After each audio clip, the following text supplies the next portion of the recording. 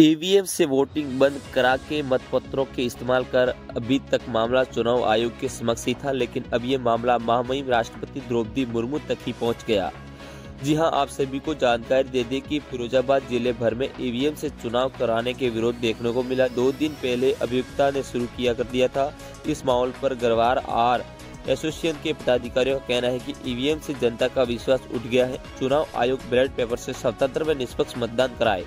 उन्होंने राष्ट्रपति से कम समित ज्ञापन एसडीएम मुख्यालय को सौंपा है, यानी उस ज्ञापन में कई बातें लिखी और एसडीएम मुख्यालय को सौंप दिया गया ताकि ये राष्ट्रपति तक पहुंच सके। बार काउंसिल ऑफ इंडिया के आह्वान पर स्थानीय बार एसोसिएशन ने ईवीएम का विरोध कर शुरू किया। ईवीएम हटाओ देश बचाओ का नारा दिया, यानी कि कई ऐसे लोगों का लग रहा है कि ईवीएम की वजह से देश खतरे में है, देश का संविधान खतरे में, क्योंकि जो सरकार चुनी जाती है वो जनता की पसंद की सरकार होती नहीं है और वो ईवीएम की पसंद की सरकार होती है। गुरुवार को बार एसोसिएट के अध्यक्ष जेपी यादव ने नेतृत्व में अभियुक्ता ने जिला मुख्यालय पहुंच, जहां डीएम डार उज्जवल कुमार की अनुपस्थिति में एसडीएम मुख्यालय को राष्ट्रपति के संबोधित ज्ञापन सौंपा, जिसमें उन्होंने देश के लोकतंत्र को और सख्त बनाने के लिए सभी चुनाव की प्रक्रिया निष्पक्ष और पारदर्शी होने की मांग करने हुए बैलेट पेपर से चुनाव कराने की मांग की।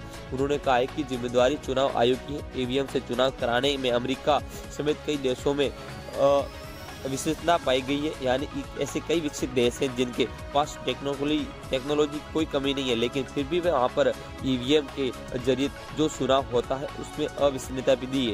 इसी का ध्यान राष्ट्रपति की ओर से लाना चाहते हैं कि राष्ट्रपति का ध्यान उस मामले पर जाए और बैलेट पेपर से चुनाव वो ईवीएम को हैक करने की आशंका रखती है। अगर आप गौर करें तो राष्ट्रपति पद में जो भी चुनाव होते हैं तो वो बैलेट पेपर से ही होते हैं। आज इस समय में अगर बैलेट पेपर पर इतना विश्वास है कि आप राष्ट्रपति देश को बैलेट पेपर से चुन रहे हो, तो फिर जनता के लिए अगर प्रधानमंत्री चुनने की बात हो तो वह प्रधानमंत्री ईवीएम से चुना जा रहा है या एक विधायक एक पार्षद ईवीएम के जरिए चुना जा रहा है, तो क्या ये गलत नहीं है? गुरुवार दोपहर पुलिस जुलूस के रूप में पूछे पदाधिकारियों को नारेबाजी की और एक रॉय में बैलेट पेपर से चुनाव कराने की मांग की।